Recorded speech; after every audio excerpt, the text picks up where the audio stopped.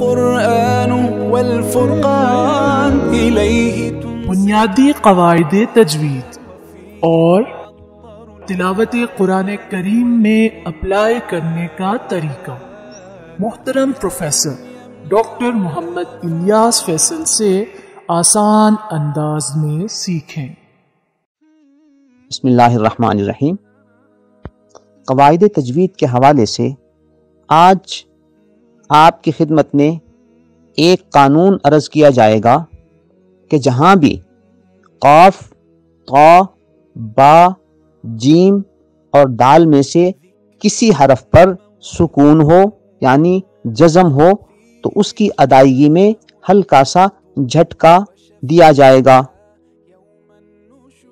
ان 5 حروف کو یاد کرنے کے لیے مجموعے کی شکل میں یہ کہا جاتا ہے قطب جدن۔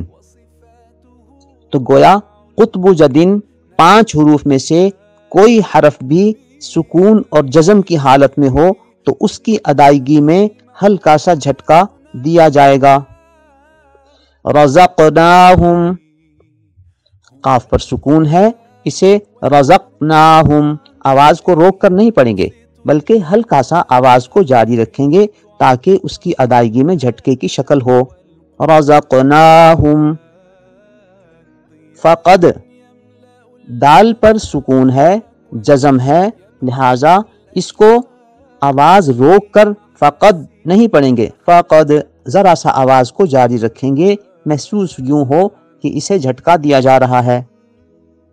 وَأَطْهَرْ، قطب جدن 5 حروف میں سے طا آ رہا ہے اور اس پر سکون ہے، جزم ہے، لہذا اس کی ادائیگی میں آواز کو ہلکا سا جاری رکھیں گے، آواز روک کر وَأَطْهَرْ پڑھنا غلطی شمار ہوگا۔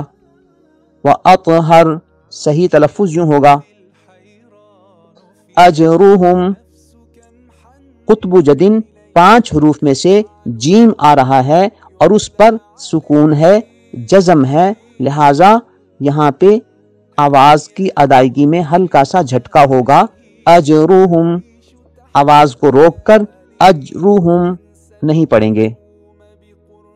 تبتم، قطب جدن 5 حروف میں سے با آ رہا ہے اور اس پر سکون ہے، جزم ہے، لہذا اس کی ادائیگی میں آواز کو ہلکا سا جاری رکھیں گے، جھٹکے کی شکل محسوس ہو تبتم، اور اس کو آواز روک کر تم پڑھنا غلطی شمار ہوگا۔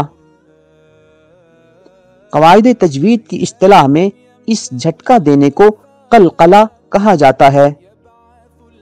خلاصہ کلام یہ ہوا کہ قطب جدن 5 حروف میں سے کسی حرف پر سکون یا جزم ہو تو وہاں ادائیگی میں آواز کو ہلکا سا جاری رکھتے ہوئے جھٹکا دے کر پڑھیں گے، جسے قواعد تجوید کی اصطلاح میں قلقلہ کہا جاتا ہے، اور یہاں آواز کو روکنا غلطی شمار ہوگا۔